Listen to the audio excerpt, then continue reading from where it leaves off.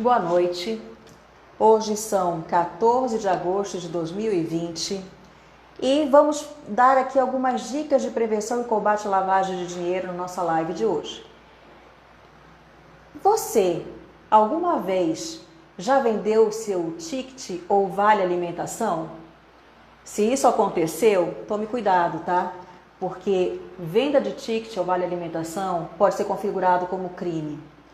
Hoje nós vamos falar de dicas de como prevenir e combater a lavagem de dinheiro. E eu vou chamar aqui o nosso convidado especial.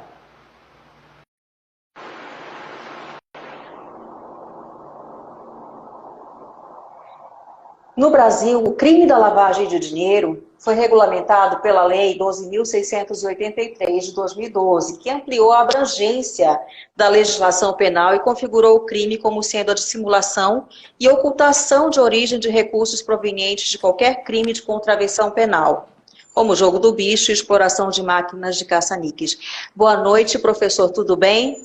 Boa noite, Zulemar. Como vai? Tudo bem Boa você? noite. Tudo bem, é um enorme prazer estar falando com o senhor aqui hoje. Antes de apresentar o nosso convidado, eu trouxe aqui, olha só, o curso que eu fiz com o senhor sobre esse assunto. Que legal, O certificado, eu guardo com muito carinho. Aprendi muito com o senhor.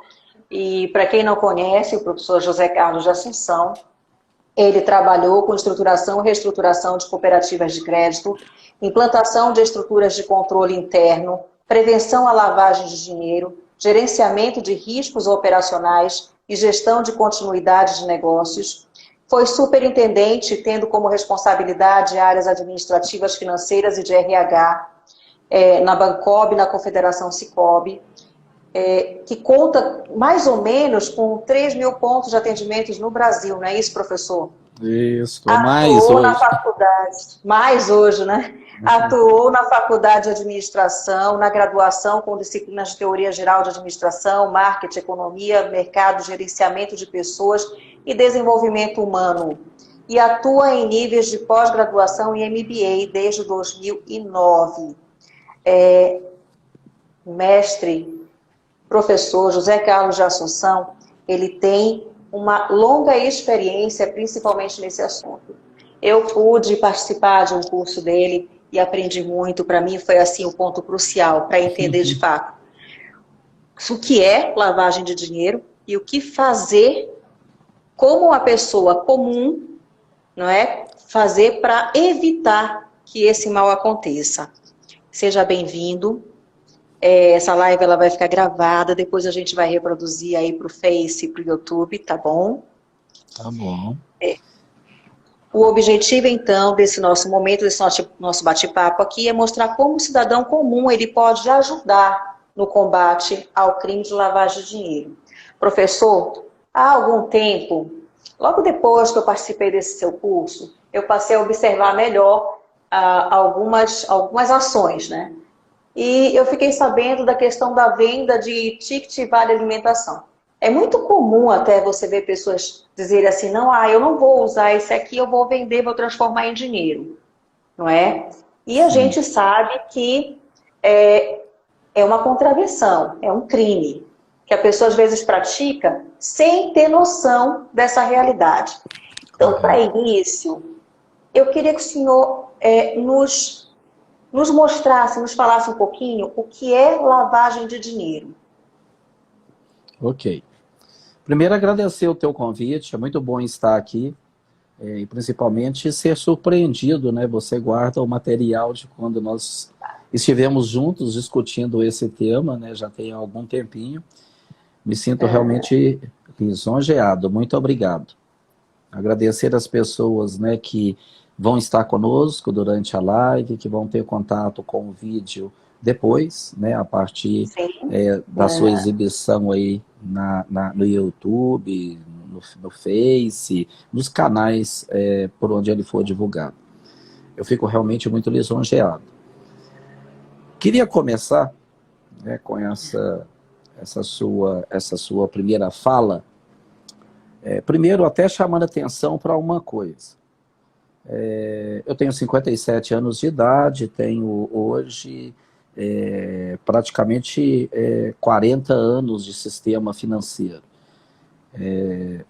39 anos de sistema financeiro.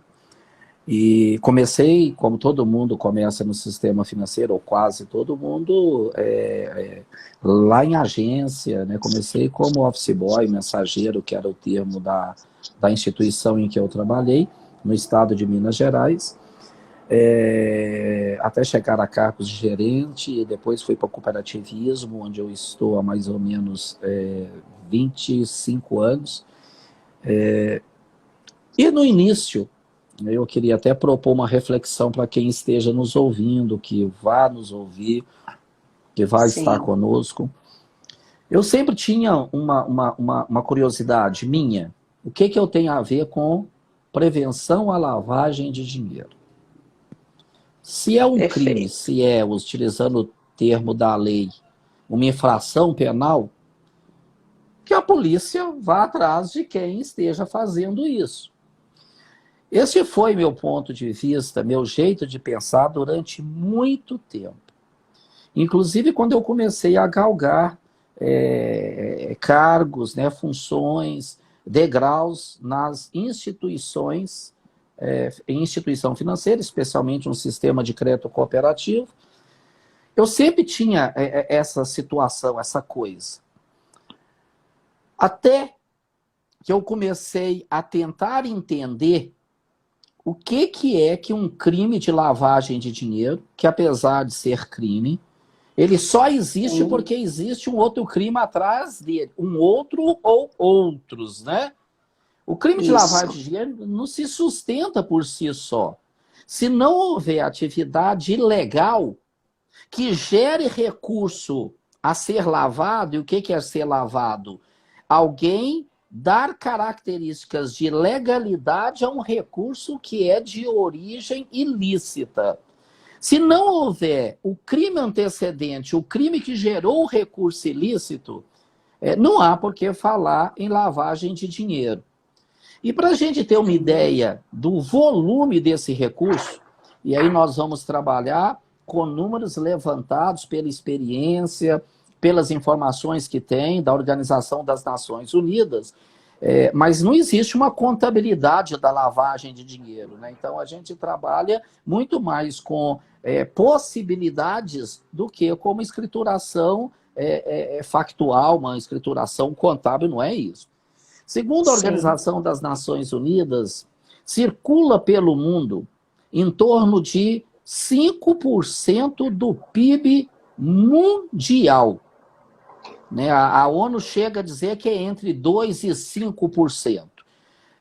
Como não existe uma contabilidade, eu ouso trabalhar com o extremo, até porque esse extremo pode estar subdimensionado. Você imagina, vamos trabalhar com o mínimo 2% do PIB mundial nas mãos de pessoas, e aí nós vamos ter da pessoa que contrabandeia droga, da pessoa que contrabandeia pessoas e órgãos humanos, das pessoas que contrabandeiam drogas e armas, todos os demais crimes, porque os crimes andam juntos, eles têm conexão, inclusive um crime costuma financiar outro ou outros crimes. Imagina, né, nós tivemos contato no Brasil com mensalão, e tivemos contato no Brasil atualmente com o processo da Lava Jato, e eu até acho muito estranho, né, ter um nome específico. A gente tem uma corrupção disseminada no Brasil. Né? Quando você disse, por exemplo, eu tenho aqui um ticket de alimentação que é para eu pagar meu almoço. Não, mas eu estou precisando de dinheiro e o Joaquinzinho compra isso. Mas ele não compra só de mim. Ele compra, e quanto mais ele comprar, melhor. Mas é para ganhar dinheiro. Primeiro, eu não posso fazer isso, porque o ticket de alimentação, e você deu um exemplo muito legal, é para alimentação. Né? Sim, Na medida exato. que eu começo a fazer isso, qual a diferença do ponto de vista ético, do ponto de vista de valores, de alguém lesar o patrimônio público a partir do Congresso Nacional de qualquer órgão público, ou lesar a estrutura que me provê um ticket de alimentação? Para mim não tem diferença nenhuma. Verdade, verdade. Eu viajo muito o Brasil, agora há alguns meses, né, trabalhando muito pelo computador, mas eu sempre viajei muito, né, era difícil eu estar aqui em casa como estou hoje, e é difícil um local no Brasil onde se pede um recibo de táxi e o taxista não te pergunta assim, qual o valor? Não é porque qual o valor? A corrida deu 50. É verdade. Não, porque tem gente que pede um pouquinho mais. Mas o senhor fornece? Sim, sim, não tem problema nenhum. E Olha quase só. todo mundo que pede a mais é para chegar na empresa dele e dar uma entrada Sim. dizendo que pagou mais do que o que efetivamente foi desembolsado. Qual a diferença disso do ponto de vista ético, do ponto de vista de fraude, com relação a um político, né, que vai exercer o seu peso de agente político para poder lesar o patrimônio público? Para mim não tem diferença nenhuma. Não tem, Aí não eu comecei a cair na real. E segunda coisa, se nós entendemos que só a polícia que vai correr atrás de pessoas que lavam dinheiro, e lavagem de dinheiro tem uma terceira ponta ainda que eu gostaria de comentar. Além dela financiar os crimes, ela financia um crime que é muito perigoso, que é pagar políticos corruptos para defender o criminoso e esquecer o cidadão que... Verdade. A conexão... Perdão. Quantos dos nossos políticos que estão ou numa Câmara de Vereança, ou numa Câmara de Deputado Estadual, ou numa Câmara de Deputado Federal, ou senador, que tem algum tipo de capital financiando as atividades dele e que são provenientes de recursos ilegais e que em algum momento passa pelo processo de lavagem? Aí eu caí na real, Zulemar. Aí eu disse, eu tenho obrigação moral, até em função do compromisso que eu tenho comigo mesmo e com a educação dos meus filhos e com a sociedade, de contribuir profissionalmente, pessoalmente, para que sempre que eu puder, que esse tal de lavagem de dinheiro não consiga atingir os seus objetivos. Verdade. Eu queria até dar um exemplo aqui, professor. Vamos lá, vamos imaginar que eu seja uma empresária e eu tenho uma revenda, eu tenho uma concessionária, por exemplo. Né? Então, eu tenho uma concessionária, aí chega um cliente para mim e diz assim, olha, eu quero comprar um carro. E aí ele me diz, não, eu vou pagar à vista.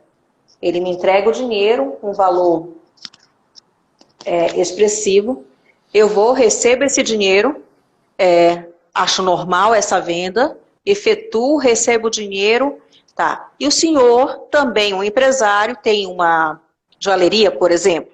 Chegou alguém para comprar uma joia, um valor um pouco mais expressivo. O que o senhor fez primeiro? O senhor primeiro fez o cadastro dessa pessoa, pegou os documentos dessa pessoa, identificou essa pessoa e depois efetuou a venda e informou o COAF. O que acontece? Muitas pessoas não entendem que a partir de 30 mil, você tem obrigação, se você tem uma empresa, se você tem um negócio e você recebe alguém para fazer compra nesse teu negócio, a partir desse valor, você tem obrigação de informar ao COAF que essa venda está acontecendo em espécie. E as pessoas acham assim a normalidade, não é? E o que, quando nós não informamos ao COAF, que tipo de negócios ilícitos nós podemos ajudar a proporcionar? Eu tive uma pergunta aqui, eu fiz uma enquete antes e a pessoa perguntava assim, quais são os crimes que são gerados pela falta de cuidado do cidadão? A Lei 9.613, né, é de 98, né? É a lei original de prevenção à lavagem de dinheiro no Brasil, e essa lei foi em decorrência, inclusive, da adesão do Brasil ao organismo internacional que eu chamo de Conselho de Administração da Prevenção à Lavagem de Dinheiro em todo o planeta. E aí veio a lei, né, o Brasil passou a também adotar os mecanismos, até porque tem 40 recomendações desse organismo internacional, que é o GAFI, Grupo de Ação Financeira. Isso é um documento grande, extenso, e o Brasil tem que cumprir as 40 recomendações, eram 40, viraram 49 quando do ataque às Torres Gêmeas nos Estados Unidos, em 2001, depois as 49 voltaram, eles pegaram as 9 adicionais e distribuíram nas 40 que eram anteriores, e mantiveram o texto das 9 adicionais, que é a prevenção ao financiamento do terrorismo, mas voltou a ser as 40, o número inicial. Em 2012, você já citou aí, a gente teve um grande avanço no Brasil com a aprovação da Lei 12.683. E essa aprovação não se deu simplesmente porque o nosso Congresso achou que era muito interessante que melhorasse o processo de prevenção à lavagem de dinheiro, até porque se fôssemos esperar o Congresso, eu acho que na maioria ele não faria isso, até porque nós estamos percebendo e vendo que muita gente no Congresso está sendo pego pela justamente as leis 9.613 alterado pela 12.683. Por que se alterou em 2012 a lei, então? Porque o Brasil, em 2010... teve a orelha puxada. Houve uma auditoria do GAFI aqui no Brasil, e o relatório do GAFI, do organismo internacional que patrocina a prevenção à lavagem de dinheiro e ao financiamento do terrorismo, constatou que nós tínhamos uma série de situação problemática. Uma delas, Zulemar, era justamente que, para ser lavagem de dinheiro, o recurso tinha que ser proveniente de 8 crimes listados na Lei 9.613. Então, se, por exemplo, fosse dinheiro de jogo do bicho, que nem crime é uma contravenção, né? E circulasse no mercado financeiro, isso não seria lavagem de dinheiro, porque a lei que tipificava naquele momento o crime de lavagem de dinheiro não colocava jogo do bicho, a atividade de jogo do bicho como um crime. Deixava uma brecha aí. Isso aí. E vários outros crimes. Essa foi uma dos apontamentos da auditoria do GAFI em 2010. Nós tivemos vários outros, eu vou me ater a este. E aí, em 2012, o Congresso Nacional alterou a lei justamente em função da pressão internacional. A pressão internacional para combater a lavagem de dinheiro no planeta hoje não é brincadeira, sabe? Não é brincadeira. Os países que subscrevem o acordo de prevenção à lavagem de dinheiro e, consequentemente, precisam atacar, né, esse crime, se ele der uma escorregadela, ele está muito mal no cenário mundial. Então, hoje, né, é lógico que quem está trabalhando com isso, a Polícia Federal especialmente, o Ministério Público Federal, né, especialmente a partir, né, do GAECO, né, eles trabalham muito juntos por meio do GAECO, essas instituições, logicamente, que elas precisam, inclusive o COAF, né, algumas pessoas entendem, o COAF está investigando, o COAF não investiga ninguém. COAF é uma unidade administrativa que recebe informação, você já disse muito bem, se alguém for comprar em espécie um carro, obras de arte, joia, depositar em instituição financeira a partir de um determinado valor, e essa movimentação em espécie tem que ser informada ao COAF. E o COAF recebe uma série de informações, as chamadas informações compulsórias, que são as movimentações em dinheiro, e as chamadas movimentações atípicas, que é quando há indício. Né? Uma instituição que manda uma informação para o COAF não diz que o outro está lavando dinheiro. Ela simplesmente diz que não consegue entender se a origem dos recursos é lícita. O COAF tem uma abordagem por risco. O que é isso? Ele tem critérios que vão fazendo com que as informações recebidas em função do CPF, do CNPJ e dos demais CPFs e CNPJs envolvidos, essas informações, a partir do momento que elas ganham relevância, elas vão subindo no ranking interno do COAF, vão recebendo uma pontuação. Num determinado momento, né, os sistemas são preparados para isso cai numa distribuição para que alguém faça uma verificação, a própria pessoa, não só sistema. Vai gerar o chamado relatório, né, financeiro, relatório desenvolvido por uma pessoa, por inteligência, inclusive com uma pessoa nisso, não só computador. O COAF encaminha a informação quando ele entende que é relevante, isso passa por uma análise do conselho do COAF, formado por personalidades aí de órgãos públicos, órgãos privados. Se entenderem que realmente aquilo tem relevância, cai na Polícia Federal, no Ministério Público ou nos dois. Então, uma coisa muito importante para entender é que COAF não investiga. COAF apura um determinado nível de risco e encaminha para as autoridades, Ministério Público Federal e Polícia Federal. Se esses dois, né, eles costumam trabalhar muito juntos, né, especialmente no GAECO, chegar a uma conclusão que aquilo realmente tem materialidade, porque aí vem investigação, e depois que sai do COAF, o COAF não mexe com aquilo mais. A investigação é do delegado da Polícia Federal, juntamente com os membros do Ministério Público. Né? Se chegar a uma conclusão que ali tem materialização, evidência, prova, né, que é contundente, logicamente encaminham ao juiz federal.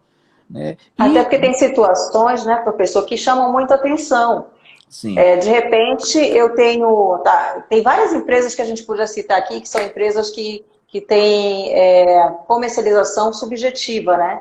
Que é um grande caminho aí para lavagem de dinheiro. Sim. Mas vamos imaginar que, de repente, eu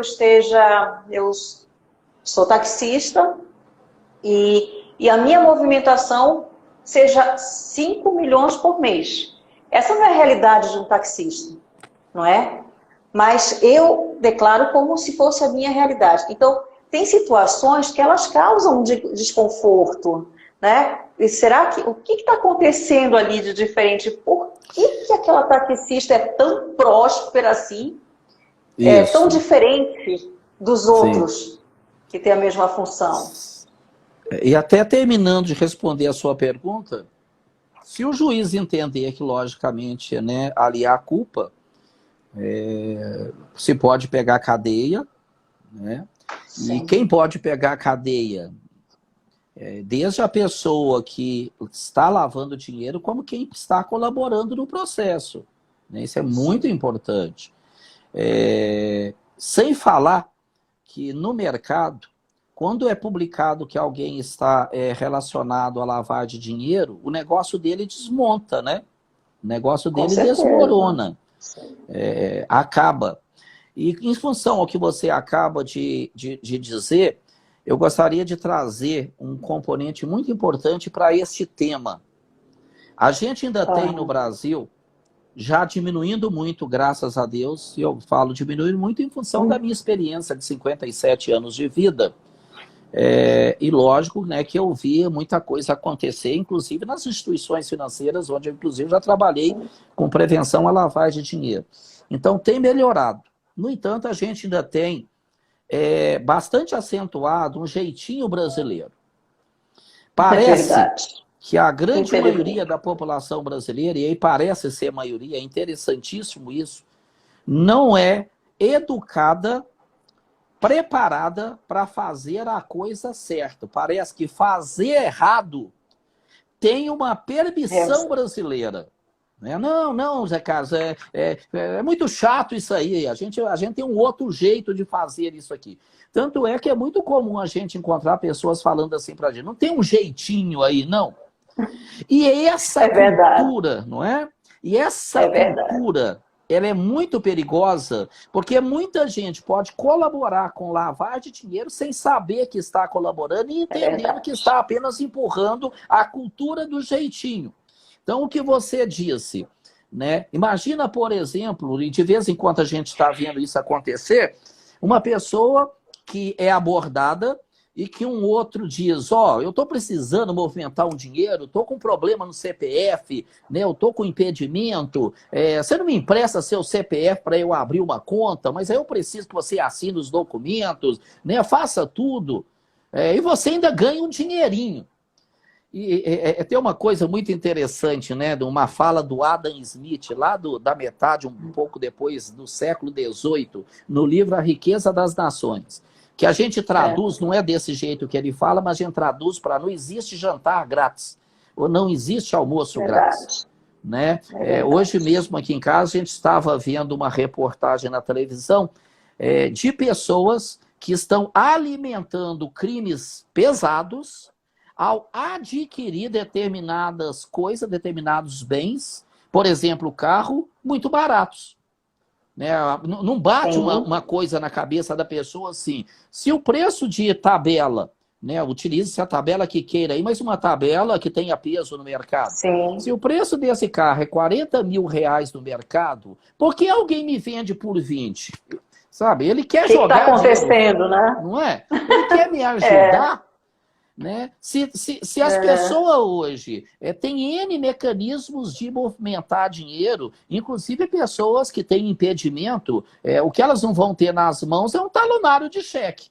Mas a movimentação com cartão de débito, por exemplo, nada impede que ela tenha.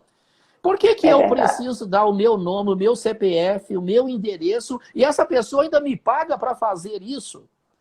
Então eu costumo muito, né? A tua fala é muito interessante. Acho que é a boa fé aí, né? Que as pessoas ainda têm, infelizmente, Não existe almoço ou jantar grátis. Ninguém é bonzinho. Verdade. Ninguém está saindo aí querendo me dar dinheiro. Né? O Silvio Santos joga dinheiro lá e não joga dinheiro. Ele ganha muito mais. Aquilo ali é marketing. É verdade. Né? Ele ganha muito mais. Então, aquilo ali é custo, na realidade. Então, e isso, Zulemar, acaba... nas instituições financeiras, por exemplo, eu estive no Sicoob muitos anos e trabalho hoje como consultor, como instrutor, já estive em banco e participei, inclusive, de comissões, subcomissões na Febraban, quando eu trabalhava no Bancob e eu fui representar o banco, inclusive em subcomissão ligada a esse tipo de assunto.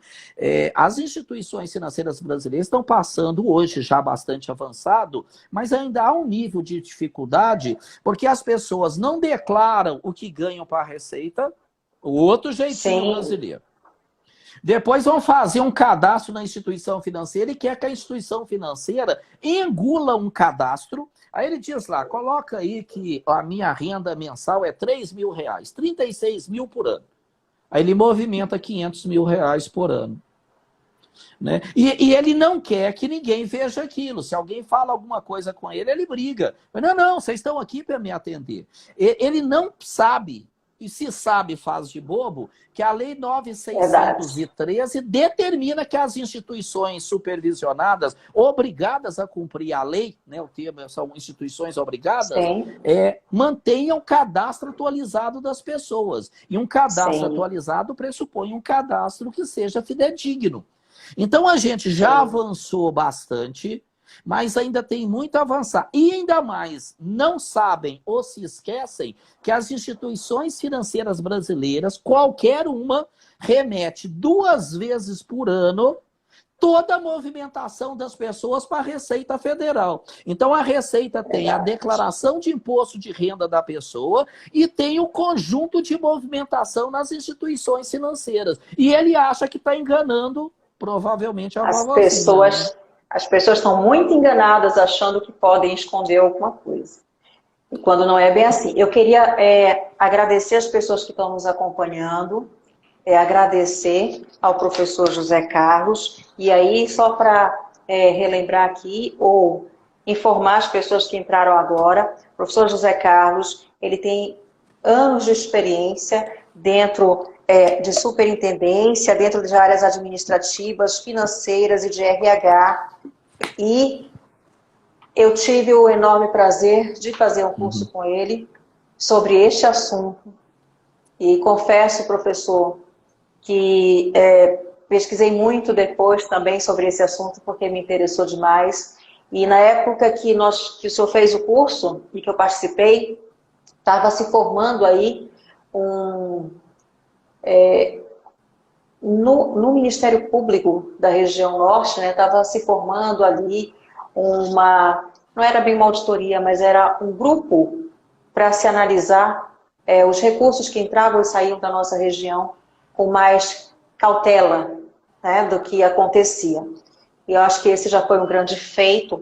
É claro que a questão da lavagem de dinheiro, de que crime, não existe crime perfeito, porém, infelizmente, sempre vai ter um criminoso surgindo aí com ideias mais mirabolantes para a gente ter que ir atrás e tentar desvendar, não é? Verdade.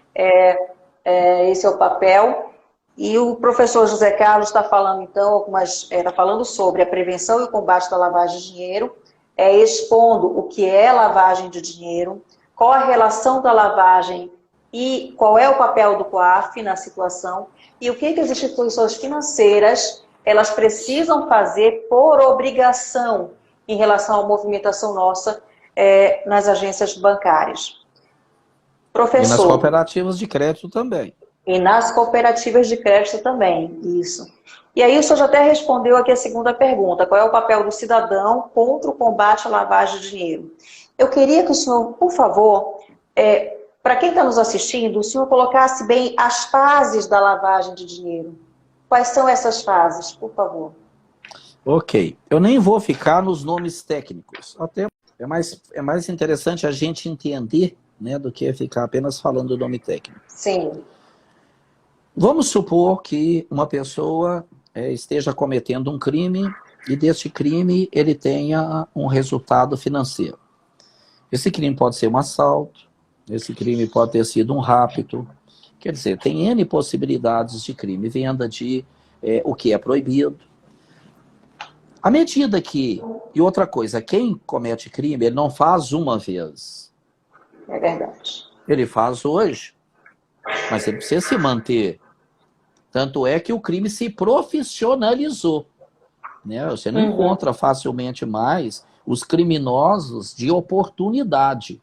Pode até existir.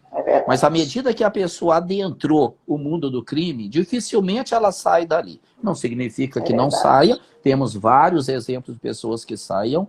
Mas há um componente muito forte para segurar a pessoa, além de pressão do grupo, aquela coisa toda, a dependência por recursos fáceis. Você vai trabalhar aí, você trabalha um mês, dependendo da formação que você tem, do que você vai fazer, você vai desprender muita força, trabalhar muito, e ao final do mês vai levar um dinheiro digno. Mas se você for comparar com o que você tiraria por dia no crime, você fala, não vou mexer com esse negócio de fazer certo, não. Então ela faz no primeiro dia, ela vai querer fazer no segundo, no terceiro e no quarto. E isso gera, então, uma necessidade de ao ter o dinheiro, porque não dá para sair aí com sacola de dinheiro. Né? Não é proibido sair com sacola de dinheiro. Se eu tiver com uma sacola de dinheiro, o dinheiro é meu, é legítimo, ele é propriedade minha, eu carrego o dinheiro onde eu quero. O problema é que quase sempre, hoje, com TED, transferência que a gente faz pelo smartphone a qualquer hora do dia ou da noite, né? Pelo menos você programa, se for no sábado, no domingo ou na segunda, processa. Sim. Por que eu tenho que sair com 50 mil, 100 mil, 200 mil, 300 mil na sacola? Então, todas as pessoas que saírem com sacola, o pessoal já vai olhar e falar assim, o que tem de errado aí? Então, a primeira fase da lavagem de dinheiro é justamente pegar o dinheiro e colocar esse dinheiro para girar no mercado, mercado geral, né? Vai cair no financeiro em algum momento, mas pode ser em compra de apartamento, pode ser em compra de joias, pode ser em compra de pedras preciosas, jogador de futebol e por aí vai. É fazer o recurso girar de alguma maneira que alguém fala assim, e o recurso começa a ficar junto com o outro que é lícito, e aí tem dificuldade da gente entender o que é lícito e o que é lavagem de dinheiro. Então, primeira fase, colocar o recurso para girar junto com os recursos lícitos, comprando coisas ou depositando em instituição financeira. O melhor meio de fazer isso é colocar a instituição financeira, por isso que a instituição financeira é tão visada. Porque se você consegue colocar, depois é muito fácil você girar esse recurso. Enquanto que comprar joia, comprar apartamento, comprar jogador, você ainda precisa de uma corrente de processamento para dar continuidade a isso. Primeira fase, colocar esse recurso no mercado. Segunda fase, se você coloca, vamos supor, uma pessoa que trabalha com crime e movimenta numa instituição financeira. Bem, aparentemente você não consegue justificar a movimentação dele. Ó, esse cara parece não fazer nada, porque quem está na instituição financeira não é bobo e mais, entende de mercado financeiro e de comportamento financeiro. Então, o que a pessoa precisa fazer? Se ela começar a depositar 20 mil, 30 mil, 50 mil, 5 mil todo dia, vai chamar muita atenção. Então, ela tem que colocar esse recurso e depois fazer com que esse recurso comece a girar de maneira a dificultar o entendimento e o rastreamento. E esse girar pressupõe no Brasil e no planeta. Se nós pegarmos os casos de lavagem de dinheiro aí, que foram divulgados via, por exemplo, Lava Jato, todos os casos têm um operador, olha para você ver, todos. E o papel do operador era fazer o recurso girar no planeta. Então, primeira fase, fazer com que o recurso seja internalizado no mercado, que ele não esteja na minha casa. Segundo, girar esse recurso para dificultar rastreamento.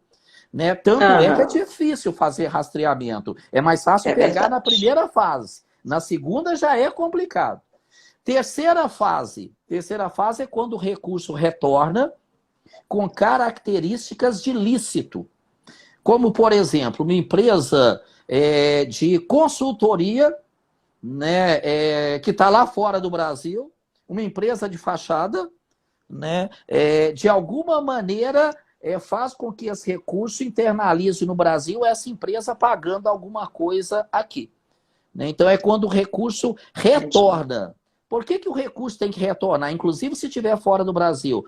Porque a pessoa que praticou o crime e continua praticando vive no Brasil. Ele precisa de dinheiro para sobreviver, para manter a família aqui. Então, 3 fases clássicas. Colocar o recurso no mercado, de maneira que ele se confunda com os demais recursos lícitos, girar esse recurso dificultando o rastreamento e, numa terceira fase, recebê-lo de volta com características de lícito. O recurso não é lícito. É o mesmo que saiu e é originado em crime, mas ele volta como se tivesse um carimbo de licitude. Professor, o Instagram é uma coisa interessante. A gente está aqui ao vivo, mas é tudo tão rápido que o nosso tempo parece assim que esse assunto é um assunto bem extenso. A gente tem muito o que falar, mas o nosso tempo ele está aqui no finalzinho. Então, eu queria que o senhor deixasse uma mensagem para as pessoas que estão conosco e aquelas que irão assistir. O que elas devem fazer para ajudar a que esses atos eles não aconteçam? Bem, gente, primeiro, mais uma vez, muito obrigado por estar aqui com vocês. Obrigado de maneira muito especial, Zulemar, né, por quem eu tenho um respeito muito grande pelo profissionalismo, pela competência. Eu gostaria de deixar um convite. Nós estamos melhorando muito como sociedade, tem uma série de características demonstrando isso. Nós somos muito mais ativos do que éramos há 20 anos, muito mais participantes. Né? Isso é inegável. Mesmo havendo uma divisão para lá e para cá, isso faz parte do processo. Mas nós somos muito mais participantes hoje. Se você volta 20, 30 anos, se discutia futebol. Hoje se discute Supremo Tribunal Federal, hoje se discute o Congresso Nacional, hoje se discute Polícia Federal, Ministério Público, todo mundo sabe, né, pelo menos muita gente sabe o que é isso. Então eu gostaria apenas de deixar um convite. Primeiro, eu acho que pela minha fala durante o vídeo já dá para entender o porquê que eu entendo que o tema é importante, que nós todos temos que estar engajados nele, sejamos policiais ou não. Porque quando o cara lava dinheiro, quando alguém lava dinheiro, ele está contribuindo para arruinar a vida de quem é honesto. As empresas honestas, as pessoas honestas, né? Quem lava dinheiro não tem compromisso nenhum com isso. Então gostaria de, primeiro, né, com essa constatação, deixar um convite. Já melhoramos muito, mas fica um convite para todos nós termos a humildade de a gente reconhecer que ainda temos que também melhorar muito mais. Tá ok? Muito obrigada, viu, professor? Zulemar. Muito obrigada. É muito bom tê-lo aqui, revê-lo, né, e poder aprender cada vez mais com o senhor, tá bom? Aprendemos juntos. Um grande abraço, obrigada a todos que estiveram aqui conosco. Um grande abraço, tenham um excelente final de semana e fiquem com Deus. Um grande abraço, professor. Obrigado, para ti também. Tchau, gente. Tchau, tchau, tchau.